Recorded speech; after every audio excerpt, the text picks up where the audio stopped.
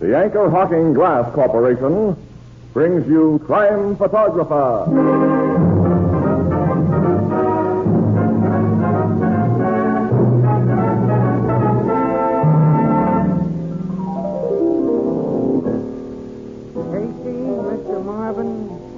I've been seeing the kids going back to school. School days, dear old school days. Education's a wonderful thing, all right. Sure is, Mr. Marvin. I didn't get past the fourth reader, but I learned something awful important since then. What was that, Ethelbert? You tell him, Mr. Marvin. Why, Anchor Hocking is the most famous name in glass.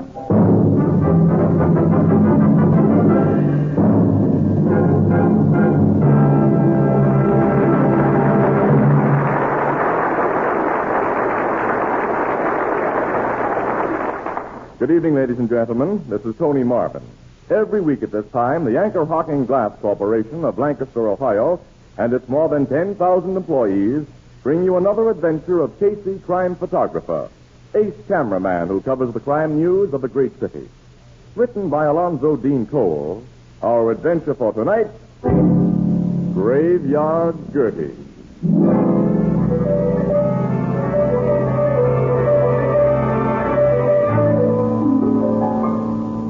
Night, cold and dark.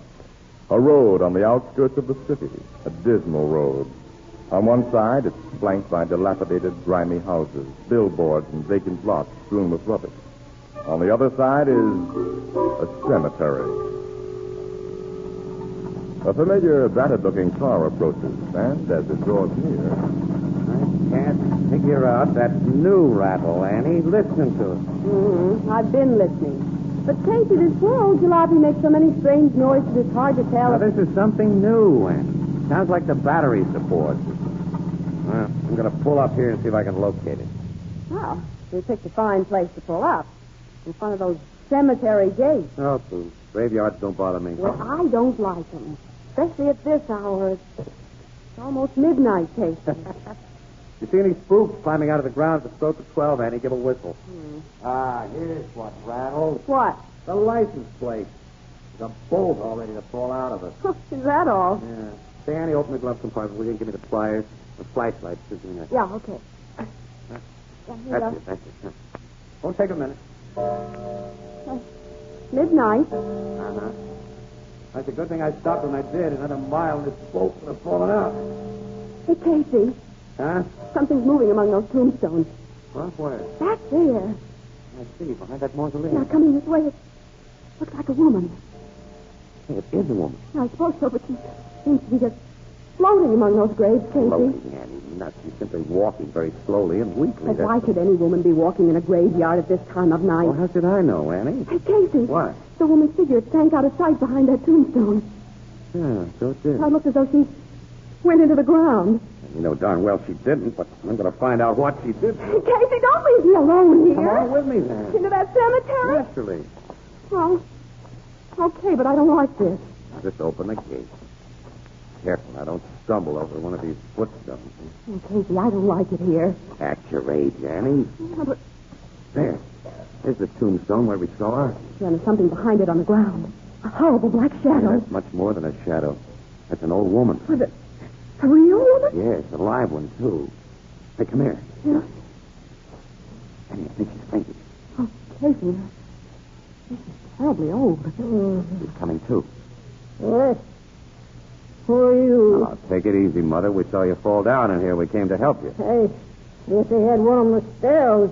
Ain't so young as he used to be, and sometimes it's not hard. Rest is what you need right now. Yeah, we'll take you home. Home? And see that you get into a warm bed. This is my home here. Huh? This cemetery? Yes, got myself a nice place here. Fine place. 8 by 4. Oh, Casey. It's all paid for, too. I got a deed for it. It's mine. It's a beautiful grave. Well, I hardly think it's your home right now, Mother. It's a real home, but I own it. I come here every day and every night to look at it. Oh, I see. My home. I'll be moving into it soon. Yeah, well, not tonight, you won't. All right, now I'll carry you over to the car. Annie, open the door, will you? Oh, yeah, sure. There, now I'll put you right here in the back seat, Mother. Lie back and relax. Much obliged, young fella. Very nice. Oh, thanks. You're welcome, sir. Now, if you'll tell us where you live, we'll take you home. Here? Oh, yes, the place I rent. Kingsburg, just down the road, please. All right. You point out the house when we get to it. I will. Will there be somebody there to take care of you? Somebody to... Oh, yes. Roger will take care of me. Oh, he's your son or grandson? No, Roger ain't no relation. He's just a friend. Best friend ever had. When I asked you two to come in and meet Roger. Well, that's fine. When we meet your friend Roger, I'm going to tell him not to let you wander around cemeteries this time of night. You can tell Roger anything you got a mind to, young fella. But he won't hear you. Huh? Oh, you mean he's deaf and dumb? No. I mean he's dead. Huh? Dead, that's right. Folks never suspected when they meet him first. You wouldn't if I hadn't told you. Never dreamed poor Roger'd been dead for 40 years. Then, say, what do you Yeah, mean? that's what I'd like to know. Won't tell you no more now. You'll find out when you meet Roger. You'll find out when you meet him.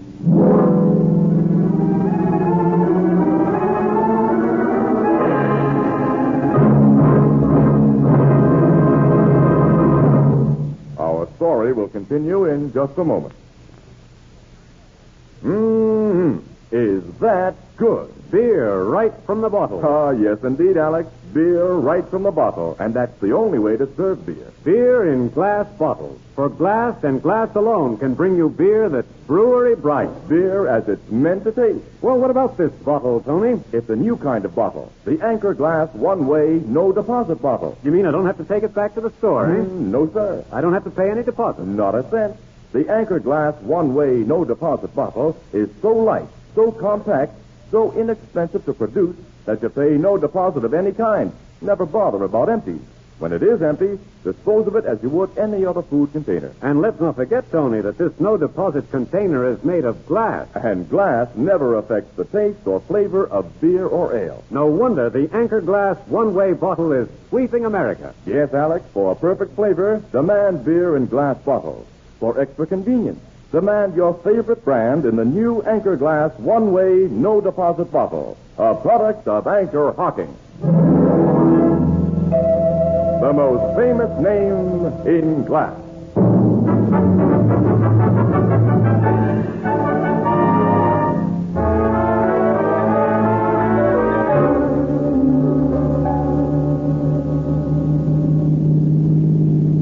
Here's where I live, young fella. You can stop your automobile.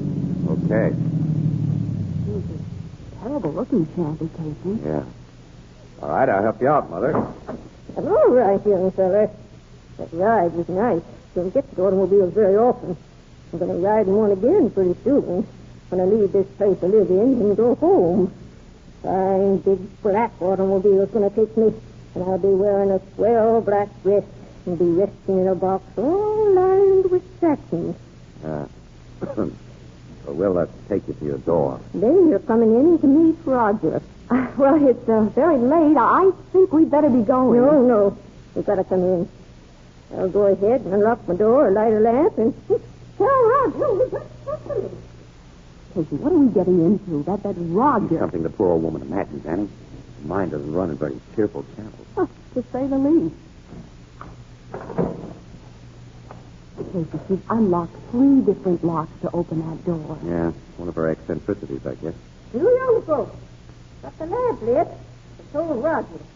Come in now. Okay, Mother. Come on, kid. I don't like the look of that tumble-down shack, Casey, but... okay. Get right in. Now I'll shut the door. Hey, your place is nice inside, Mother. I sweep and mop and dust every morning. Oh, you're a wonderful housekeeper. Also got a kitchen. Come and see. Soon, you step. The big cupboards are clean, too. I'll unlock them and show you. You, keep your dishes locked up? I keep everything I can locked up. That's only to stop burglars who don't meet Roger first. Roger, we send them out of this house lickety-split. You were going to let us meet, Roger? Maybe I shouldn't have told you that Roger's here and that he's dead. But he's no fool. You two won't hurt me. Come back into my other room. Now, Roger's there. Where? In that big trunk. In that trunk? Casey, you'll be scared when you see him. I'm warning you. Folks was always scared of Roger. He ain't changed none since he's dead. Look here, Mother. Open that trunk and see for yourself. Lift the lid. Trunk's the one thing in this house that's never locked. Lift the lid. Roger'll scare you, but he won't hurt you. Lift the lid. Casey, you got a dead body in that trunk. I'll see. No, Casey, don't. The young woman don't trust you like I trust her. I'll lift the lid and show you what's inside. Here. Good Lord. A big snake. It's lifting its head. Oh, come on, let's get out of this house. I'm right with you, Annie. All right, I'll watch. Wait. Huh? I warned you you'd be scared of Roger. I told you Roger's dead. This big snake is Roger. Look at him again. Annie, the thing is just a... Oh, it's just a stuffed snake. That's right, young fella. Oh, we saw it move. Its head rose out of that trunk. Its head's on a steel spring, young woman. I had the taxidermist fella fix it that way. You see, when Roger was alive, he traveled in this trunk. When I opened the lid at the end of a trip, he always dipped his head like that and rubbed his throat against my arm. Roger'd been my friend and partner 20 years. When he died, I missed him so. I had him stuffed real lifelike. Roger was your partner? I used to be a snake charmer, young man. Snake charmer? Oh, I That's see. in the business. I did all the good big talk. But when poor Roger passed away, I lost interest in the profession and dropped out. There never was another python like him. He was a python, huh? 15 footers, and every inch of him high and lovable. You look a little pale, young lady. I'm going to fix you a pot or two. No, thanks. We must be going Oh, now. you can't do that. Please stay. Roger and me ain't had visitors for an awful long time. Sure, sit down, Annie. We're in no hurry. Now. Well, all right. Now, some snakes ain't sweet. Take cobras, for instance, or copperheads or rattlers. I could handle them, still can, but I never got to really like them. Mother, you and I are liking that. Oh, me too. Say, I knew we was going to find a lot of things in common. I put the tea kettle on, and then we'll have a nice long talk. Young folks and old Gertie's house together. It almost makes me feel as though the place I live in is my home.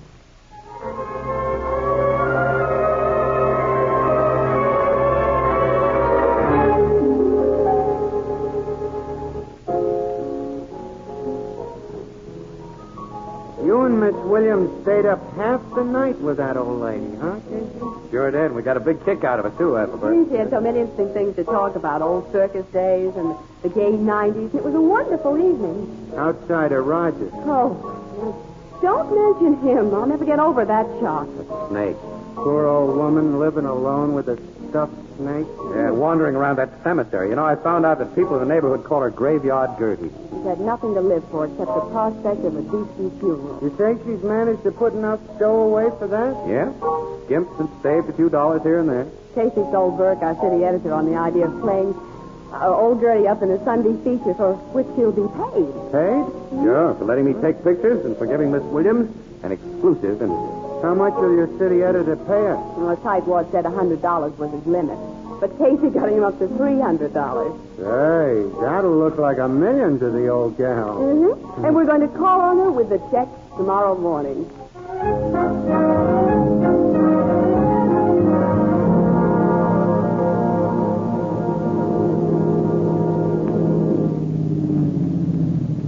Well, here we are, Annie. Uh-huh. Well, I'll go ahead and knock at the door while you get your camera and supply case. Okay, Annie. My stuff's all here in the back seat. I'll be with you in a second. Gertie? Gertie, it's Ann Williams. Doesn't answer, Casey. Must be out. Oh, well, I'll try the door. It's not locked. Well, if she's inside, she wouldn't go away without locking up. Push it open. Yell again. Yeah, okay. Casey, Lord. Huh? Hey, somebody's been tearing this place Oh, apart. the bureau drawers are all pulled out and those cabinets are open. Stuff strewn all over the And floor. Roger's trunk is open.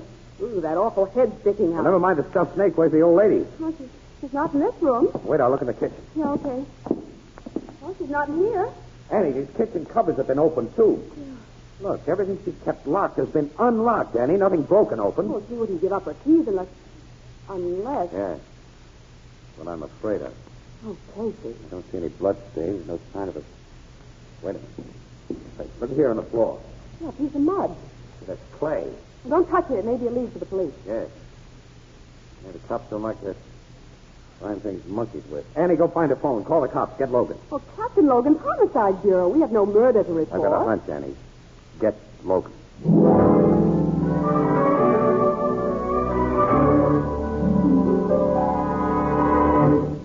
Casey, your hunch has wasted a lot of valuable time for me. My guys have searched every inch of this neighborhood, and there isn't a sign of that old woman or her body. Where do they go to that cemetery, Logan? She walked in there every night. They've looked behind every tree and tombstone. You had no business to call me in on this. Before the homicide squad can go to work, they have to have a dead body. Yeah, sometimes I think they got one for a capture. Oh, yeah? Look, Logan, that old woman wouldn't have given up her keys without a scrap, and she was too frail to stand it. Well, there's no evidence there was a scrap. This is a case for the precinct cops and missing persons bureau. I'm going back to headquarters. Okay, smart guy, go ahead. But my hunch still says it's a murder case, and I'm going to prove it. Yeah, so long, Miss Williams. Goodbye, Captain. Looks to me as though you put yourself out on a limb with him, Casey. How are you going to prove this is a murder? Well, maybe I did talk a little too big. He got me sore. Piece of mud must have come off the shoe of whoever ransacked this place. How did it get on his shoe? Well, how does anyone get muddy shoes? Cemetery. Annie, let me think, will you? Old Gertie had so many locks and bars around this place that the neighbors probably figured that she had dough hidden here. So someone in the neighborhood laid for her, huh? Somebody who was familiar with the neighborhood and her habits. He killed her. According to your hunch. Yeah. Be quiet, Annie. Okay. Took her keys. Hid the body. Place unknown. Huh? Oh, I didn't say anything. Oh. He came to this shack and searched for the dough that he thought was here using Gertie's keys. And he didn't find what he was looking for in a locked place, so he lifted the lid of that trunk that wasn't locked. And the head of that stuffed snake popped out. Yeah, the burglar reacted, Annie, just like we did when we first saw Roger. Only he got out the door, slammed it behind him, and kept going. Wait a minute. There's one place at the cinch that burglar didn't look. And that's inside of Roger's trunk. The burglar thought the snake was the real McCoy and ran out. Annie, let's see. I'm right. Look. Hey, there's a metal box in the bottom of the trunk. Roger's coiled around it. A big cash box with a locked lid. Old Gertie did have money hidden here. She did. It's in this box. Annie. Huh? I think I see a way to prove that Gertie was murdered and to get whoever did it. How? Whoever used that old woman's keys still has them. And still wants the dough that he didn't find. Well, I don't see how... Annie, go back to the office and tell him I won't be in for quite a while. Well, what are you going to do? First, I'm going to pay a visit to the section of that cemetery down the road.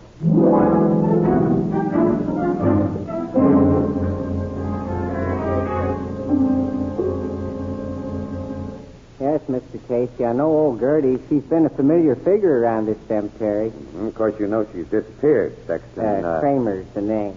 Mr. Kramer. Yes, the policeman who searched the grounds told me what had happened. They found her yet? No, they haven't. But they figure she's okay. She just wandered away from... I sincerely hope they're right. Yes. My paper was about to publish a story on the old girl. Is there anything you could tell me, Mr. Kramer? I've already told the police all I know, which is really nothing. Well, maybe some of your workmen, the grave diggers, for instance. Maybe they could give me some dope on it. Well, you might talk to them. You'll find most of them working at the northeast end today. Oh, well, I'll look them up and get acquainted. Oh, was there a burial this morning? 3 of them. 3? Yes. Why do you ask? Oh, I just wondered how business was. Manner of speaking. I'll tell you a funny one. If a burglar killed that old lady, he didn't find her money. Didn't? I think the money is in a locked metal cash box beneath a big stuffed snake she had. Big stuffed snake? Uh-huh. Well, thanks for your courtesy, Mr. Kramer. I'll go out and talk to your grave diggers.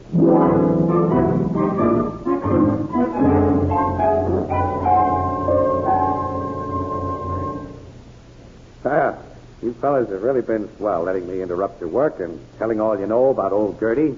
Thanks a million. Grave diggers are not such a bad fellows when you get to know us, eh, Mr. Casey? That's right, Tony. Sorry I couldn't give you no hint about where to look for the old girl, Mr. Casey. I sure hope she turns up in good health. Yes, so do I, Pat. Yeah, so do I. I didn't know the old dame, but I'd like her to be okay. Me too, Joe. Me too. Yes, well, thanks again. I'll be running along, I guess.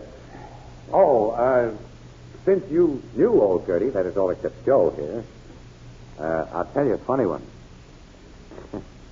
If a bird did kill Gertie, which the cops don't believe, he missed the place where I think she kept her dough. He did? Yeah. In a locked metal box beneath a big stuffed snake she had. Stuffed snake? Stuff a snake, you say? Stuffed snake? Yeah. Stop, Joe.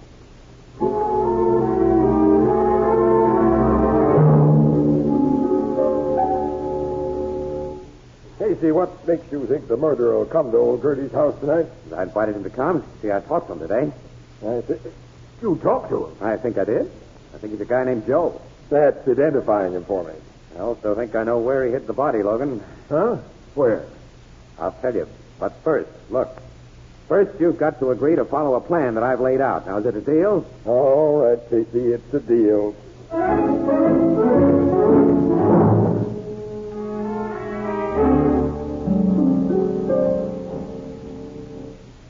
Your big scheme has worked out swell so far, Casey. He's now been enjoying the discomforts of old Gertie's 2x4 kitchen just 4 hours. And in the dark. I don't think he'll show up at all. All right. We'll wait for him again tomorrow night. Oh, that's a pleasant prospect. Yeah, Standing in the dark. yeah, Doing nothing. yeah. Yeah. We can listen to Logan's sparkling conversation. Yes. Nuts. Casey, what do you suppose is in that box of Gertie's? We'll find out, Annie, when it's open. Well, I'm surprised you didn't have a locksmith open it, Captain Logan. Why should I? Quiet, listen. That key's turning in the lock. Who do you think is using that key, Logan? Shut up. The door's opening. The man. Now, he turned on a flashlight. Coming back. He's heading for that trunk. He's opening. Do you stop, Logan? Put him up, you. Put him up, I said. Don't shoot. Where did you get that bunch of keys, Joe? Yeah, All right. You can run me in for entering this house just now, but that's all you can pin on me. That's all. Do you think it'll be all when we find old Gertie's body where you buried it? I didn't bury no body. You killed that old woman. No. You killed her and buried her in one of the new graves that were dug yesterday. You dug one of those graves a little deeper last night, put Gertie's body in, and covered it to the grave's normal depth. I don't know what you're talking about. You tracked fresh clay into this house last night from the graveyard. Try to prove it was me, mister. I guess there's nothing to do but take him in, Logan. Come on, you. Wait a minute. He's got the keys, Logan, to that box we haven't opened. We might as well see what's in it. Yeah, that's right. Open it up, Joe. Me? That's what you came here to do.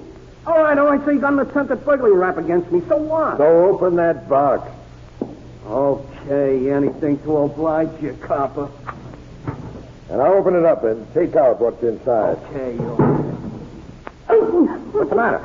A snake's in a box, a live snake. Snake? Yeah, look at my hand, the marks of its fangs. Oh, Gertie kept a live snake in there, too. Logan, that snake's a copperhead. Copperhead. They're deadly. Yeah, I know that. Get me to a doctor, will you? Get me to a doctor, quick. We knew the old girl liked snakes, Casey. Hey, for the love of... I didn't know she liked copperheads, though. If a doctor don't take care of me in a few hours, I'll be dead. That's right. Well, then do something for me. Not until you tell the truth about old I Gertie. told you the truth. Think it over, Joe. In a few minutes, your hand will begin to swell. The poison will be going through your system. Hey, you can't do this to me. You A can't. snake bite has to be treated quickly, or there's not much hope. Tell us about Gertie, Joe. Your hand's beginning to swell, Joe. Tell us about Gertie. The doc doesn't get to your Tell quick. us about Gertie. All right. I'll tell him. Get a doc. Talk fast and tell the truth. I killed the old woman. How? I sneaked up behind her and hit her on the head. What grave did you bury her in? One of the new graves. I'll show you. You'll find her there, just like I said. Now get me to a doc. Get me to a doc, That's please. as soon as we check your story, After Joe. that grave is opened and we know you've told the truth. Hey, this poison won't wait till you open that grave. I'll be dead by then. Confidentially, Joe, we don't really care. You're gonna let me die. You're gonna let me Come die. on, loud. You're going to the cemetery and point out that grave. And I'll take your picture, Hey, too. wait a minute, Casey. What? Sure, Annie. What is it? Did you and Logan know there was a snake in that box? Confidentially, Annie, we put it there. A copperhead? No, the harmless hog-nosed snake that we bought from the zoo doesn't even bite. Well, he bit that man's hand. I saw the mark. We had the box rigged so that anybody sticking his hand in it would strike a pair of sharp-pointed nails and scratch himself. Oh, no, Joe won't die of snake bite. He's going to die in a chair.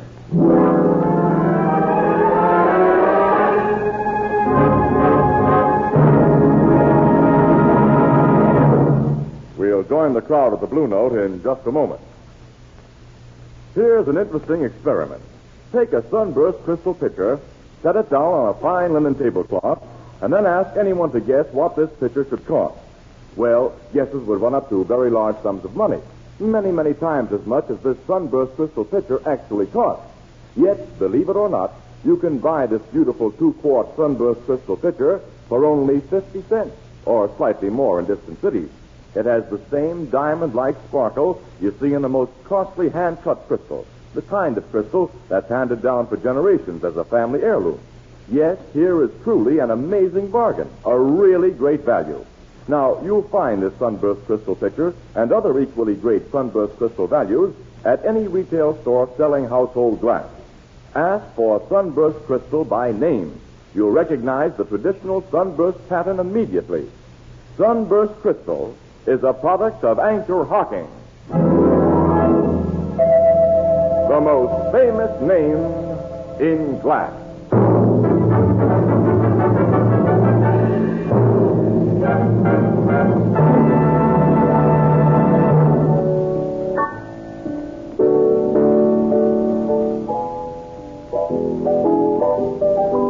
The cops found that poor old woman's body just as that guy Joe said, huh? That's right, Ethelbert. Which means that Joe is all washed up. What was in that box before you put the harmless snake in it, Casey? All of old Gertie's wealth. Huh? Yep. An old photograph of Roger when he was alive, the deed to Gertie's burial plot, and an undertaker's receipt for the funeral that she'd paid for in advance, and a $10 bill. Gee. And she's getting that proper funeral with trimmings. The $300 check that we weren't able to give her is buying her a nice monument. And she'd like that. Yeah, she would. Say, Casey, what's going to be done with Roger, that 15-foot python in the trunk? Oh, say, I'm glad you mentioned that, Ethelbert. Oh, we almost forgot. Gertie made a will the day after we met her, which leaves Roger, trunk and all, to Annie and me. What are you going to do with him? Say, bartender, is there a guy around here by the name of Ethelbert Gibson? Oh, yeah, that's me. What's on your mind? I'm from the Express Company. I got a big trunk outside for you. Where do you want me to put it? Come on, Casey. I think we'd better go. So long, pal. Huh? Wait, you mean a trunk? Well, what am I going to do with it? Say, you can't do this to me.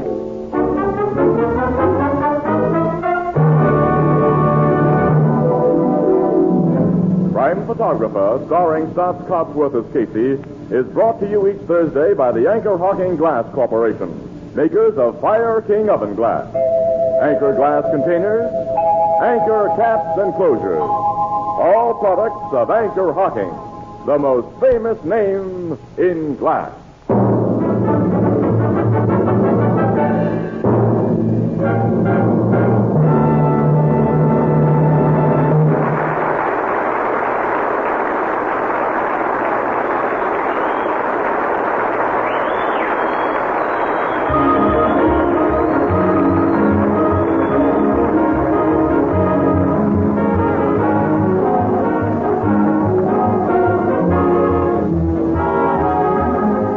Photographer is directed by John Deacon. The original music is by Archie Blyer, and the program features Miss Jan Miner as Anne and John Gibson as Ethelbert.